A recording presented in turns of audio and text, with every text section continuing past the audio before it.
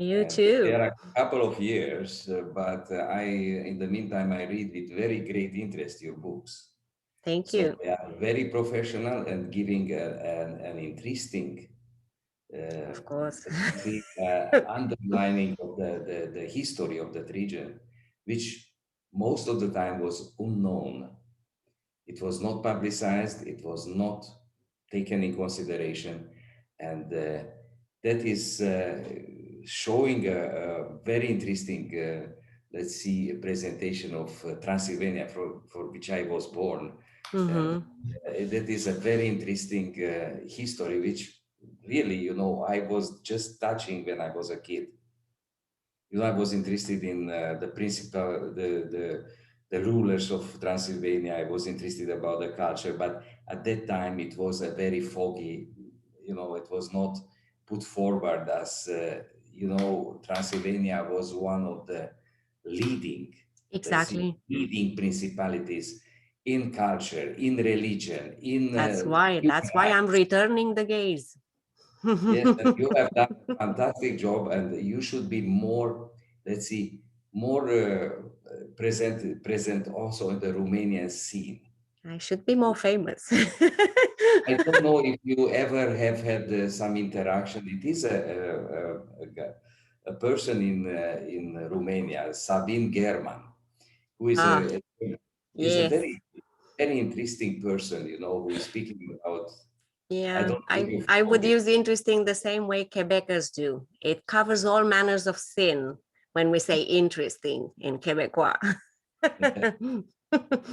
So you see, even Quebec, they have a different culture Yes, brought forward from something, let's see, from Europe and so on, and try to be, we are looking at the language, but it's not only the language that it's you're not. looking for. Language It is is also just, the culture.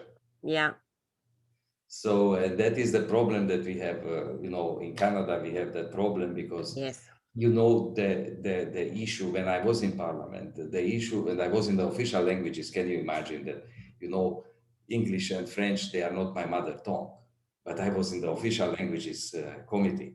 So I was telling them, look, why you cannot present the second language, like French or something, in a different way.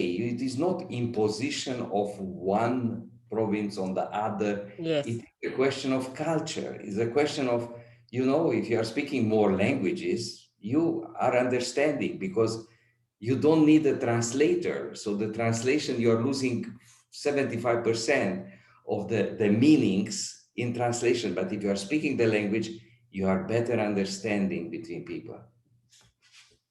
But, we're still there. I think in Quebec, I don't know what is going on too much, but Ah, I'm friends. I have friends there, and But what you wrote about the Dracula and all the other stuff, and you analyzed that what was the real meaning there, what was underlined, what was the concept of the person on that period of time, and what he was looking for. And in fact, it was something underlined because they didn't like Mary of Teck and so on. They yes, wanted to make a political stuff, which of course. today we see all the time going on every day. So, okay. Anyway, thank you very much for being here because this is Atlantykron. I don't know if you have looked at what they are doing during the summer. It is a very interesting. Let's see, academy for children in a historical place and doing all kinds of activities which are very, very, very important. And because they are more than 30 years, so that is only one, let's see, a performance. Because as you know, in Romania, not to, after 10 years or 5 years, they are going away the stuff. But this is an organization who is keeping up, going and going and going for more than 30. How many years had a 35? We are approaching the 35 years anniversary. Yeah, I think we're going to be at 32 this year. Yeah. Yeah. So a long time. it is from 1990, basically started this organization. And with persons, you know, also personal friends like Alexandru Mironov, we were together in the fencing team. So in the fencing world, we have a very much, let's see, a union, because I have friends of mine who were in Germany, world champions in Germany, and all over the place. So we are keeping very much in touch. The former president of Hungary was also a fencing champion. So we were in touch. So we are creating a relation that we are making the world a little bit better. Yes, we need that. Yeah. So welcome to our show. Thank you. Welcome to our bienvenue. Merci, monsieur. Benvenuto, benvenuta. Grazie. Bine ați venit Mulțumesc. és minden jót kívánok Köszönöm szépen. So you see, we are a little bit multilingual, which is very important for the people, you know, to speak many languages. So, because you have a different connection, you know, you don't need a translator, you are having a better understanding and so on. True that. Okay, Heather, is you. Well, I just want to welcome you to Atlantykron. Yeah, we bring hundreds of youth to an island in the middle of the Danube River, where we participate in classes for 10 days in the middle of nature. So we bring experts in their fields from around the world, authors, artists, musicians, scientists, and we take classes and participate all day long. So it's really a self-motivated educational academy, and one that I think is of the future, although we've been around for about 32 years now. And the coordinator event is with us actually here, Mr. Serene Ripanovich. So, but welcome, Cristina. We are so glad to have you, and we can't wait to hear about your book. So I'm going to turn the floor over to you. Well, thank you for having me. And thank you, Mr. Kishu, for arranging this.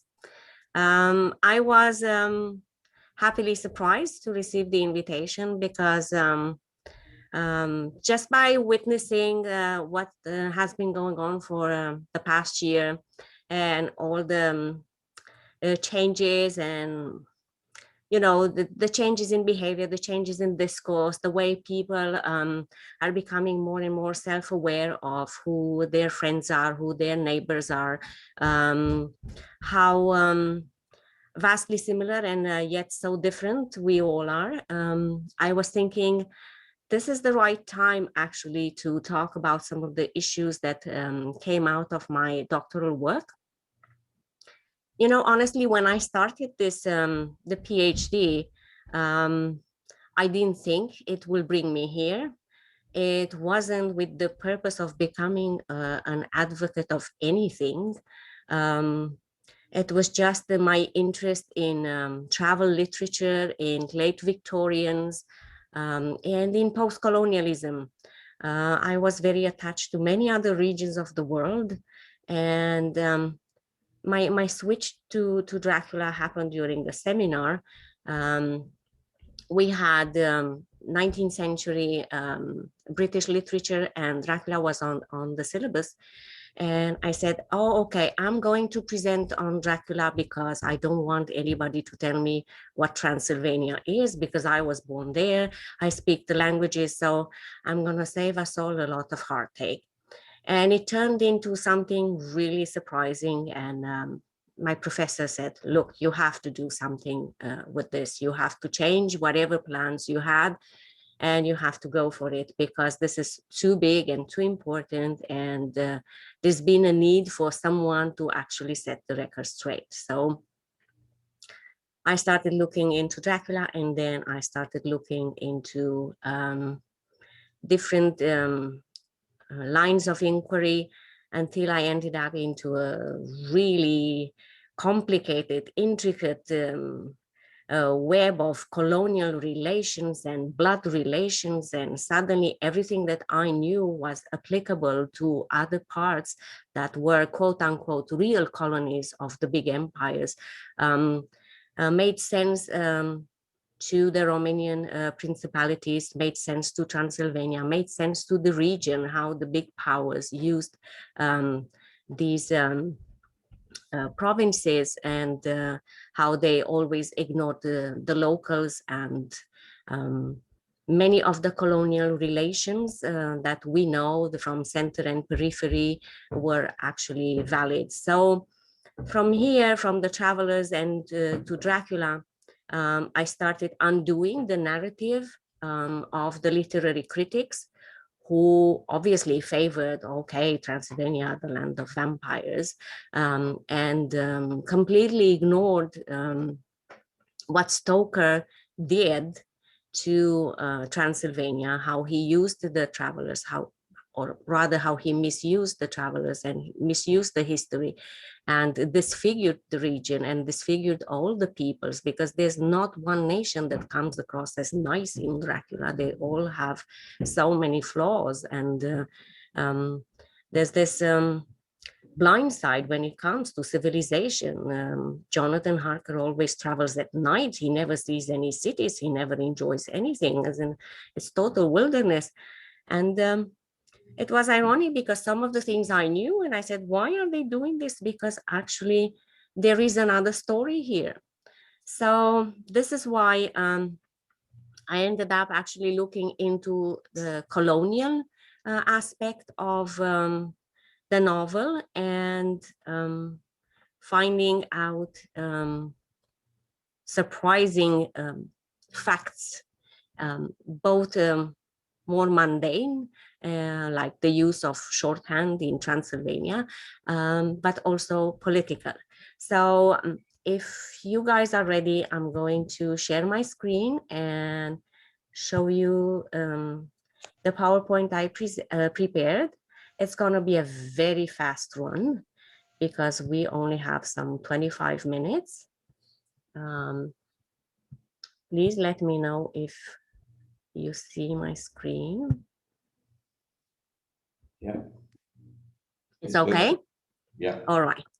So the title of my presentation today is Returning the Gaze, Decolonizing Dracula. And this image here is of something that the British travelers loved very much when they were at home and hated very much when they were abroad. This could be anywhere in the world.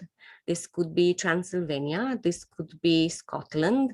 It depends who you are and what you react to. I'm going to tell you at the end. So the first aspect I want to talk to you about is the gaze, the colonial gaze. And the essence of travel literature is that the further east one travels, the further back in time one goes. So as the travelers moved from England to Germany, to Austria, to Transylvania, they were going back in time. By the time they got to Transylvania, by the time they got to the Balkans, they were in the Middle Ages.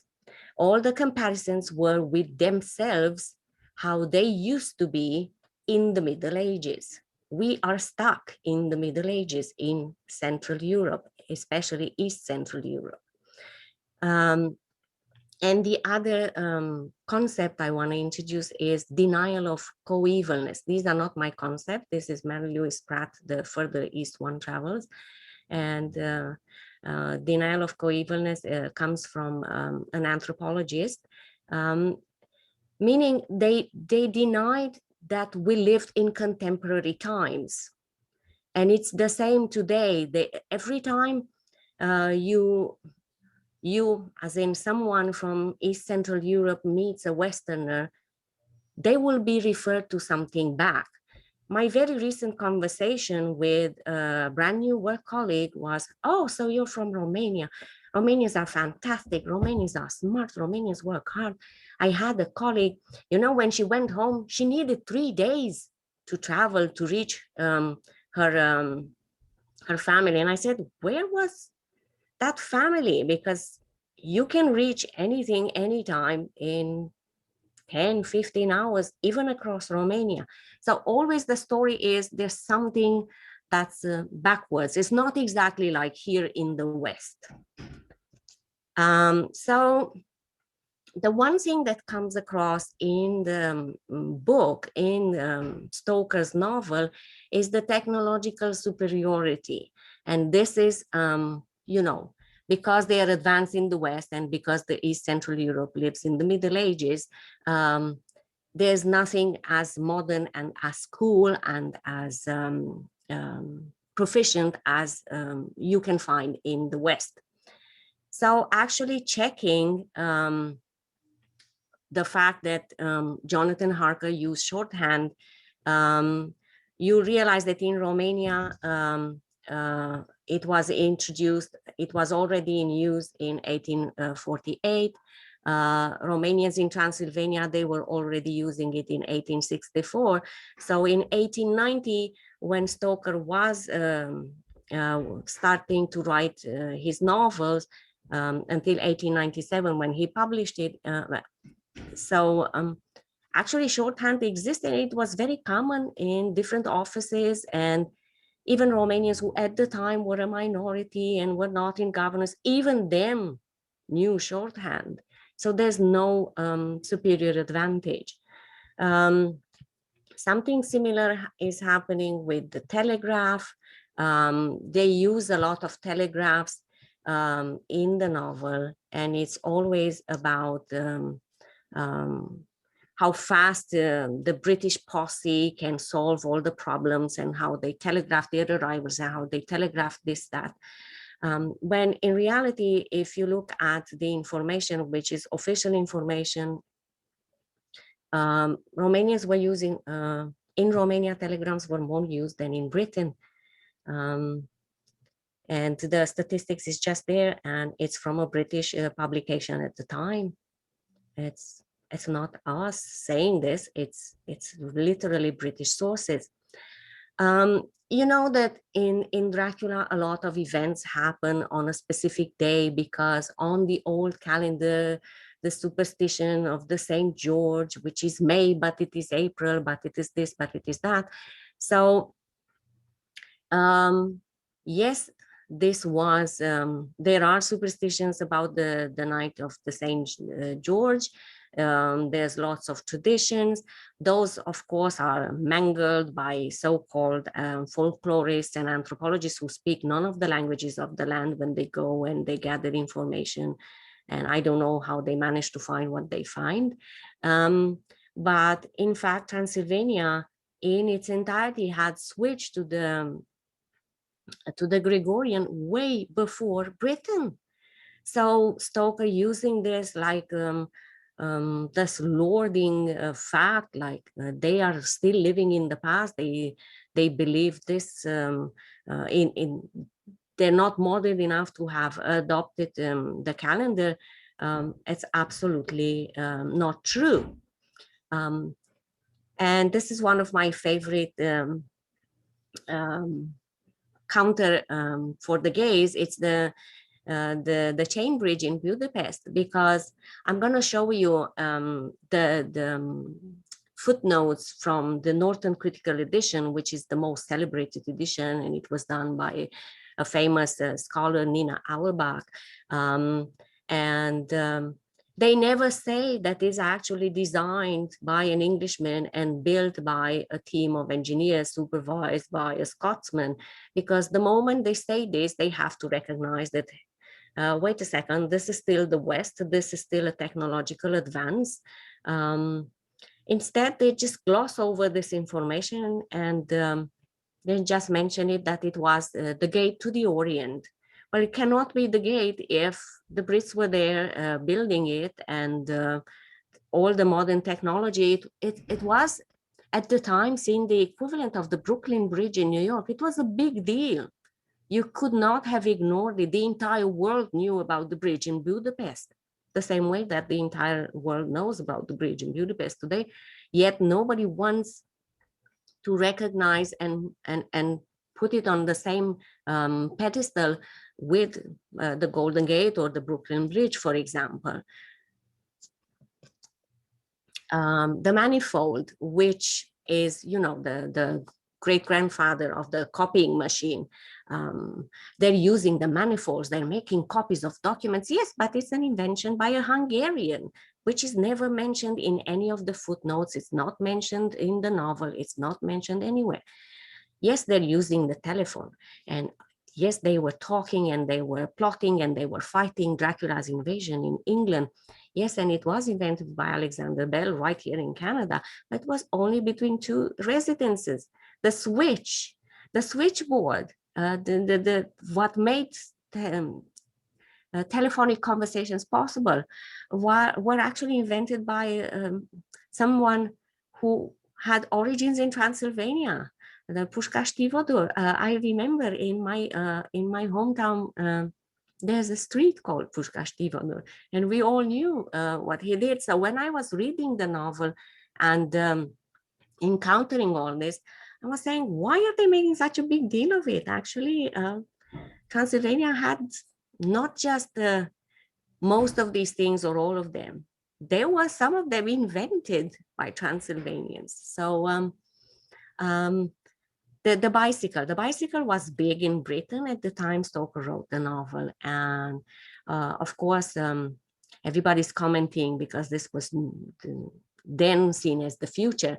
But actually in 1896, so a year before Stoker's novel came out, the first rules for cyclists came out in Bucharest. And today, everybody's using them.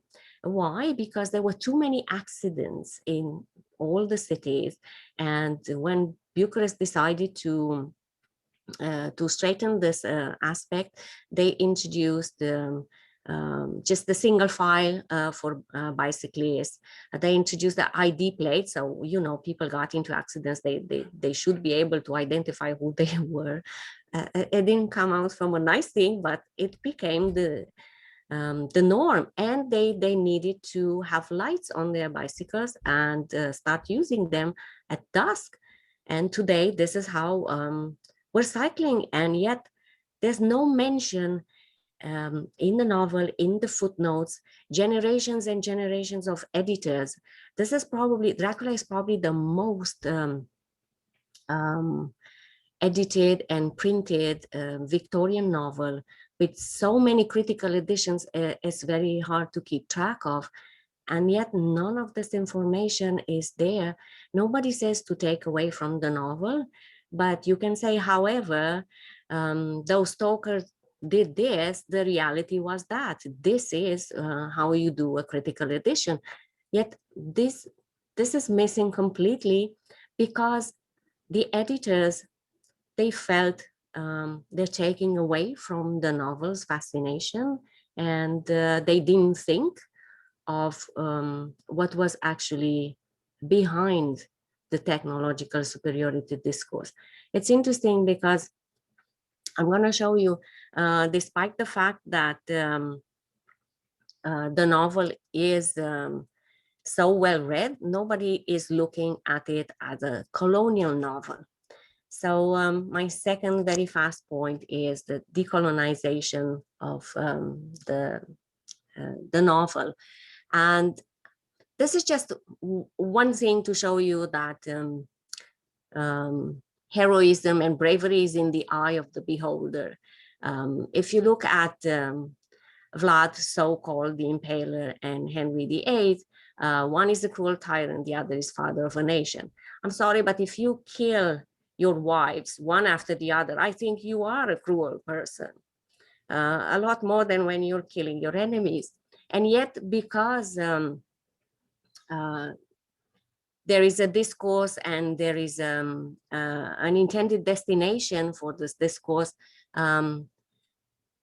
one is accepted for all the good things that came out of his acts, even though some of those acts were motivated by very selfish and very mean reasons, while the other can never make it to a good or at least a decent ruler.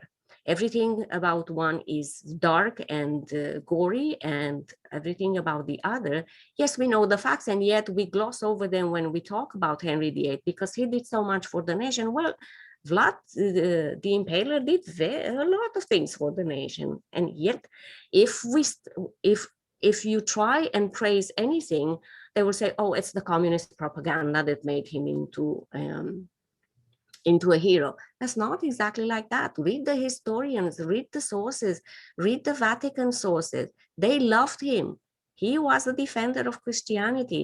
Yes, I know the West made the Crusades into pillaging expeditions, but it was not the same in the region.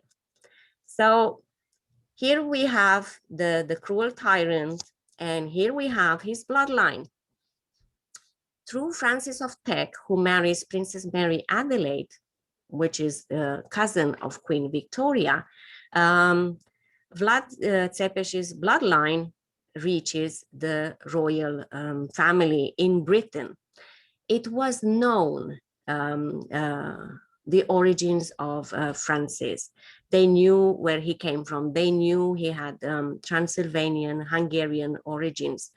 They knew even the settlers down the line. So when their daughter, Mary, married the future king, George, then it became a real problem. Believe it or not, this was happening in the 1890s when, guess what, Stoker suddenly starts writing a novel, changes the location from Styria. And though the critics say it was Styria because Le Fanu wrote Carmilla there, it's actually Styria is related to the Tex family. He just wanted to bring the point closer to home. That's why he moved it to Transylvania. But it's the same story, and it's the same bloodline that we're looking at. Actually, the Tex were Germans at the time, so they were coming from the Styria. And if you look further back, they were coming from Transylvania and even from Sekeland. So this is an attack on what is perceived as the bad blood. This is what colonial novels do. The villains don't have the right bloodline. Therefore, they have to be eliminated. What is Dracula all about? It's about blood, exchanging blood, getting blood, surviving with blood. So it's more than just a vampire story. It's a story about racial purity. Another little aspect that it's important to understand for the entire context, why was this so important, and why many people in the upper classes and in the cultured classes of London were so invested in the subject of the marriage and in the subject of the Danube Delta and the principalities and their independence and the British opposition to their independence, is the European Commission of the Danube. So neither Wallachia nor Moldova had any sovereignty over the Danube. The sovereignty over the Danube was given to this organization, which lasted 92 years. And the British were the main players in this European Commission. They had the engineers that were dredging the channels. They had the control of the traffic, and they were the ones who decided the price of the grains that were exported from Moldavia and Wallachia.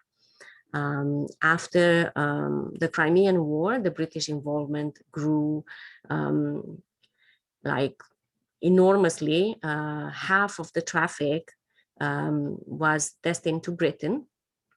And it ended up that the grains was so important to the British survival, especially before, during, but especially after the Irish famine, that the price of bread in London fluctuated depending on the navigation conditions on the Sulina Channel, which is a fact today completely forgotten or not considered in the proper context. But what do you do when you're imperial power? You take prime materials from the colonies at the cheapest possible price. You change the laws of the land. So if you look during this time, the 1870s, 1880s, 1890s in Romania, the relationship of the landowners and of the peasants with the land have changed, tying the peasants to the land, making sure they work more, making sure they export more, all for the benefit of the great empires. So there is one thing to be said. For Stoker, the Romanian principalities were already tamed. When the posse comes back to hunt down Dracula, they travel on railways built by the British. They travel on channels and boats owned by the British or by Cyprus or by different other protectorates of the British Empire. So it's all fine, it's all tame. The desire, though, for Transylvania and what it had to offer, and the fact that they couldn't reach it, though they were trying in different ways, translates into the fact that Transylvania is still, for them, a wild place, untamed place. So the taming of the wild is part of the colonial narrative. You know, the Scottish Highlands and the Scottish people, they were terrible. But once they managed to defeat the Scots, once they managed to take apart the wall between England and Scotland, yes, there was a wall between them, suddenly brought the Romantic literature to England and Walter Scott and all the beauty. And today everybody's in love with the Highlands and everybody wants to have Scottish roots, and including the royal family. And we're wearing kilts and we're reeling and we're hopping on one foot and everything is wonderful. But it was very much detested, their discourse on the Scots. And this is where I got the idea of the gaze, of returning the gaze, because there are Scottish historians who are writing about the Scottish gaze, trying to redress the way the Brits tell the history of Scotland before the conquest, and trying to defend their culture and civilization as in its own terms, which is something I'm trying to do. So because Transylvania never made it into the hands of the Brits, it was via the Austrian Empire, which was a lot more complex because this was a working empire, a functional empire, a successful set, quote unquote, empire, as opposed to the Ottoman Empire. The Brits ruled over the Ottomans, therefore they ruled over all the provinces the Ottomans had under their control. But they never made it to Transylvania, not the way they wanted. So Transylvania remains this wild, untamable land. Therefore, they can write whatever they want about it. They need to bring in the colonials. They need to change it. They need to take control. So this colonial desire gets translated into fiction. And this is where you have Dracula. And if you look at the covers I put here, except for the edition I co-edited, which is the post-colonial edition, which shows you Bistritz or Bistritza or Bestritza, or however you want to call it, in 1911, like a thriving, civilized, beautiful city with restaurants and terraces and tablecloths. All the other editions emphasize the dark, the broad view edition in the middle there, there's a guy chasing young girls, which is not even something that Dracula does in the novel. My point is that actually through the plot of Dracula, this colonial desire is manifest. If you look at the novel, through the colonial literature tropes, you will see that the Westerner travels to untamed country, is attacked, fears for his life. Westerner outsmarts the native beast. Westerner is victorious, atrocities are justified, the country is safe, Westerner can come visit. This is what happens in Dracula. Yes, there's a bit more complicated plot because they go back to Britain and Dracula is doing that, but this is the part with the marriage and the bloodline issue. But essentially, this is what happens. The novel ends with Jonathan Harker visiting Transylvania with his wife and his child, because now it's fine. So why does this happen? And what is the real context? As a post-colonial scholar, I can tell you it's always about the money. So colonial adventurers, literally hunters, diamond gold traders, have been successfully replaced in these colonial enterprises by missionaries, by trade companies, by language teachers, by fiction and movie fans, and in Dracula's case, by literary critics, which is what my PhD was about, taking on all the big critical editions and showing that the literary critics behaved rather like fans and not like academics, perpetuating stereotypes and indulging in politically incorrect discourse and with no guilt whatsoever. So reading over and over again about Dracula and vampires and persisting in promoting fiction over fact is a form of cultural imperialism. And making movies, Dracula paraphernalia, literally selling a fictional conquest is a perfect example of the imperialism of the imagination, making money out of, quote, literary exploitation and narrative colonization. This is the work of Vesna Goldsworthy. She's been obviously attacked because it's very hard to prove the colonial involvement and to discuss about these things. Today, we all accept the colonial enterprise of Africa, of Asia, of South America. We have a certain discourse about what happened in North America, but about colonial exploits and colonial mismanagement and the influence that the great powers had over the smaller ones in Europe is still very much untouched. And it will still be a while until we will be able to look at this through the same lens and with the same references as for the other parts of the world. So this is just one example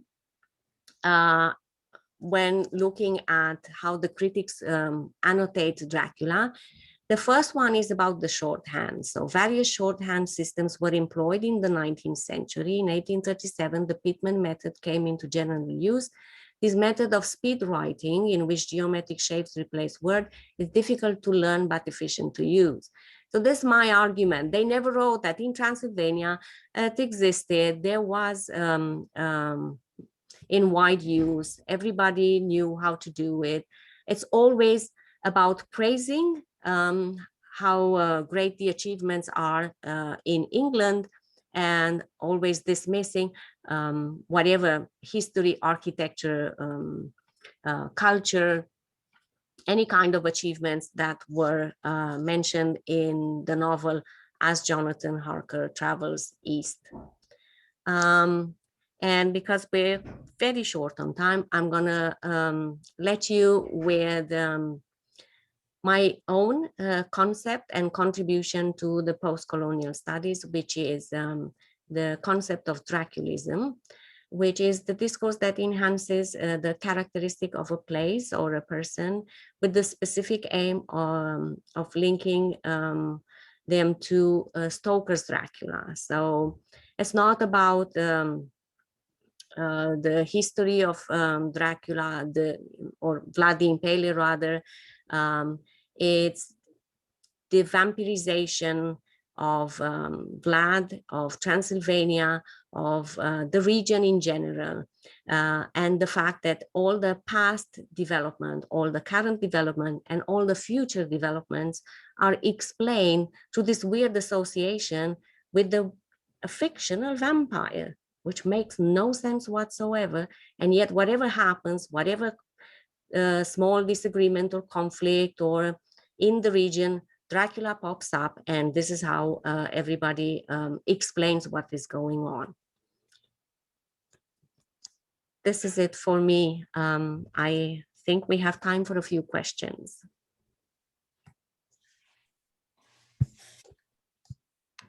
Yes, definitely. Wow, that was an amazing presentation. Thank you so much. I think there's so much that we still have yet to learn. And I have a quick question of, I mean, why do you think a lot of this crucial information is left out? Do you think that you know, writers think that people wouldn't be as interested in the reality versus sort of the fantasy or the commercialized version of you know, of him and life there?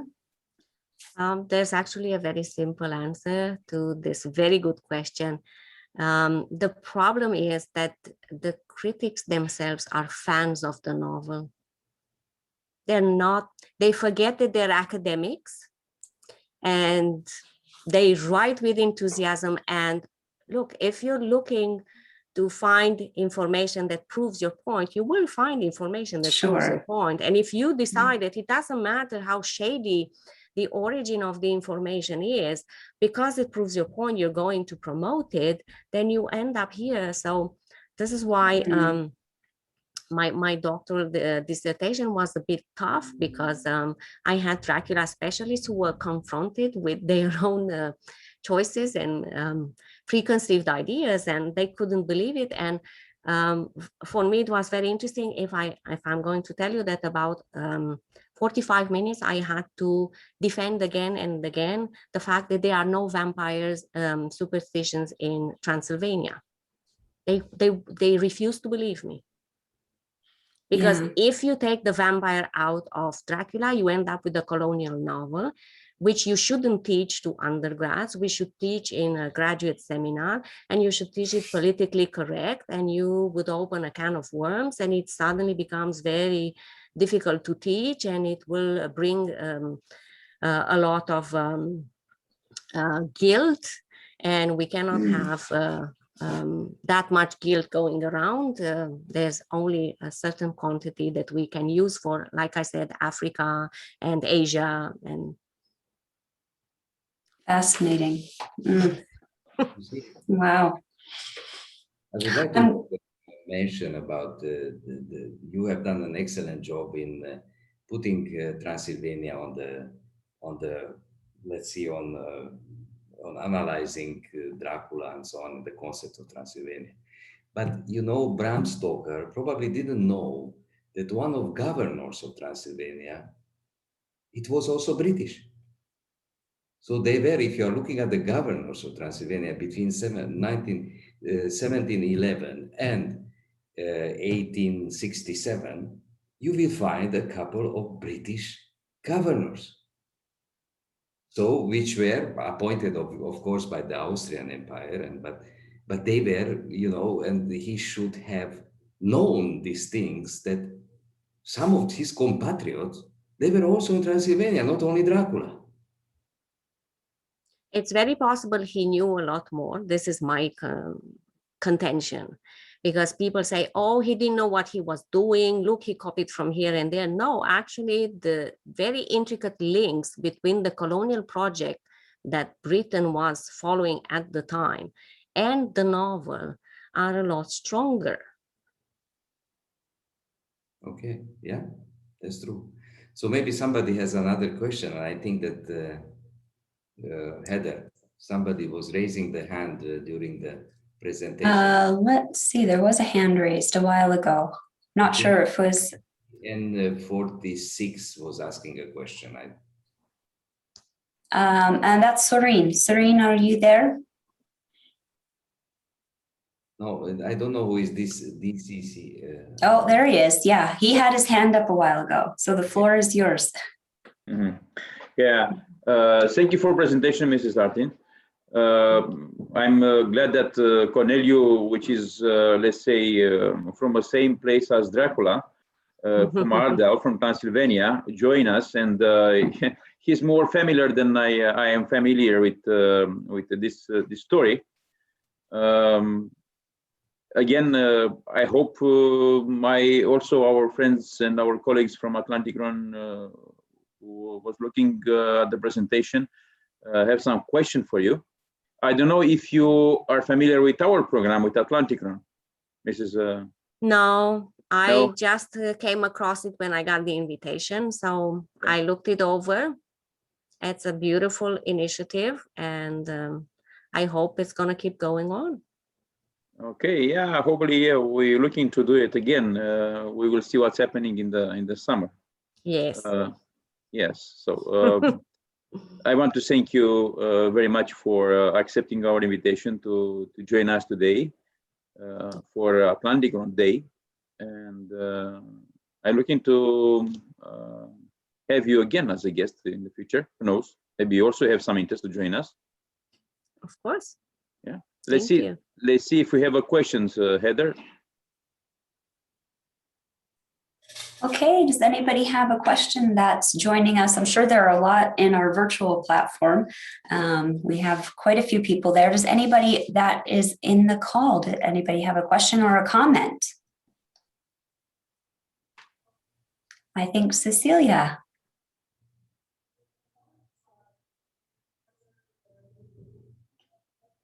Oh, Cecilia, we can hardly hear you if you're speaking.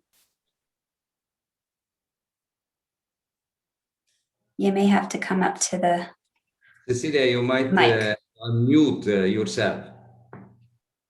I think she's unmuted, but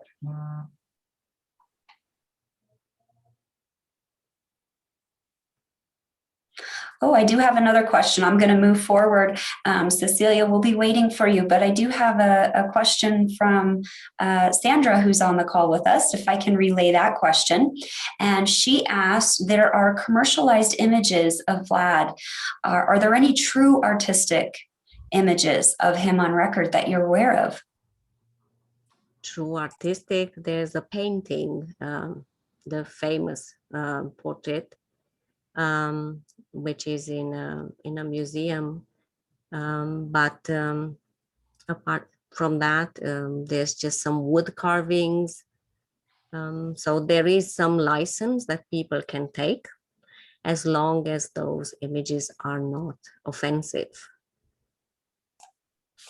I see. Great question. Thank you. Thank you, Sandra. Any other questions? We have time for just a few more. Well, I think everyone's being a little bit shy. But here's my question to you. For the young people out there and all those that are listening, and I know as they grow older and in their careers, some of them might be taking careers in writing, and to unravel all these things, it seems like you've been having to prove and reprove all the facts that you've found and gone through. So what advice do you have for young people who are going to maybe face the same challenges going forward, maybe in a topic similar to this, or maybe something different? In terms of creating stories, well, I think the younger generation is more aware of the implications of othering. I think the impact of this past few years is very strong. One thing I would say when it comes to history, let's say they would like to write historical fiction, or they would like to write something about a character that was real, and a metafictional novel, a historiographic metafiction, an alternate story to what happened. Make sure you don't offend anyone. Make sure you don't disfigure, because this was my issue. Like I said, my comparison with Scotland is very simple. If you watch Braveheart today, whether you like Mel Gibson's movie or not, you end up with an excellent, excellent representation of a hero that at the time, if you read the British Chronicles, was really the opposite of how it is being portrayed. So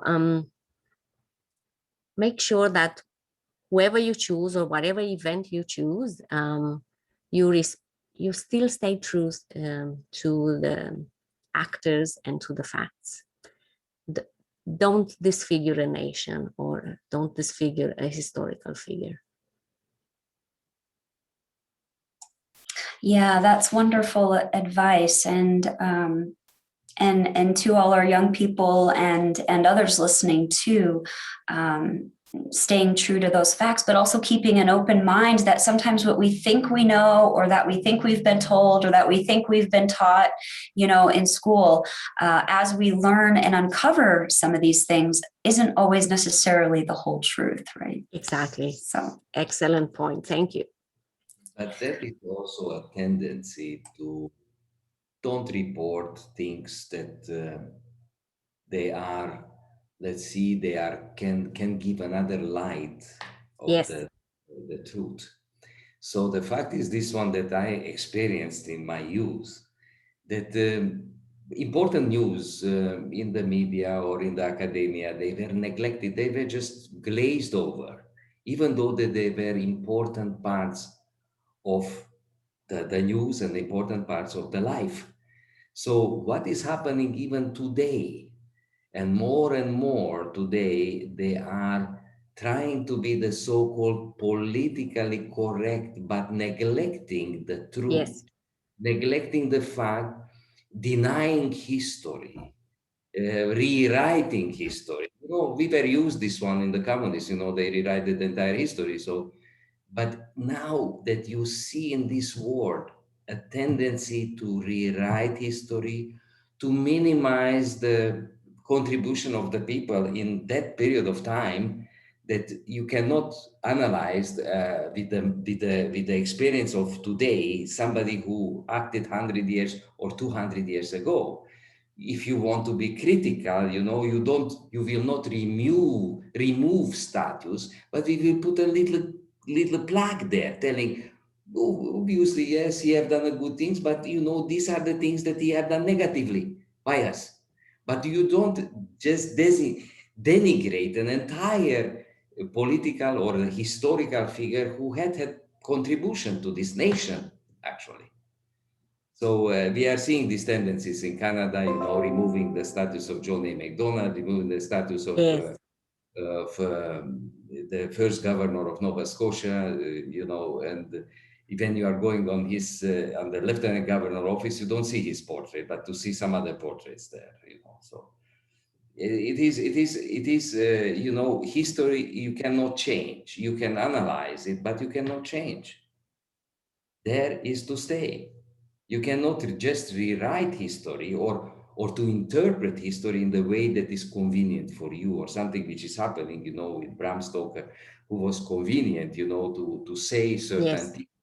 And don't underlining that in Transylvania, basically, if you are looking a little bit more closely, it is the first principality, which was a country who had the freedom of religion in 1568. You know, and all the other things that, you know, made up, you know, the one of the pole of the reform movement, the Reform Church was in Transylvania. The Unitarian Church was born there. So you cannot just gloss over and not considering it in a world history and world civilization. So thank you, Cristina, for the great, It was my pleasure. Great description of the things, and you know, I became a fan of these things, and to see what was under, because under the Dracula novel was also, you know, a kind of interest to compromise the future wife of the king of England, and basically the great grandmother of Queen Elizabeth, it is Yes. buried in Transylvania, basically, so. Yeah.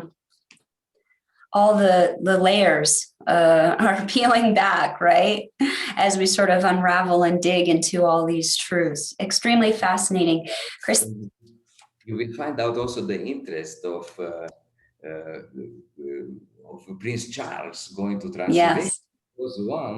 Because her great grandmother is buried there, basically. So Bram Stoker, of course. Yeah. Well, bravo. That's definitely going to be in another discussion, Corneliu. That's where that there's a lot of chat about all of that. So, Cristina, I want to thank you so much for being here. We're just about at the top of the hour, so I want to thank you for joining us. I want to thank all our participants and everyone joining us live. We're going to have this up so we can continue the watch and hopefully continue the discussion. So, I want to thank everybody. And hopefully, Cristina, you will come to the Atlantykron. Yes, certainly. We will send you an invitation. Always welcome, depending on what happens this year, virtual or live in person, of course. Sure. Okay. Thank you so much for having me. My books are available. I am reachable via Academia EDU. I have a profile there. So if there are questions or anyone wants me to, I don't know, participate or contribute with something, just reach out to me. It was a pleasure and looking forward to talking to you again. Thank you so much. We'll put all your information online. Thank you. Have a great day, everybody. Bye-bye. Bye.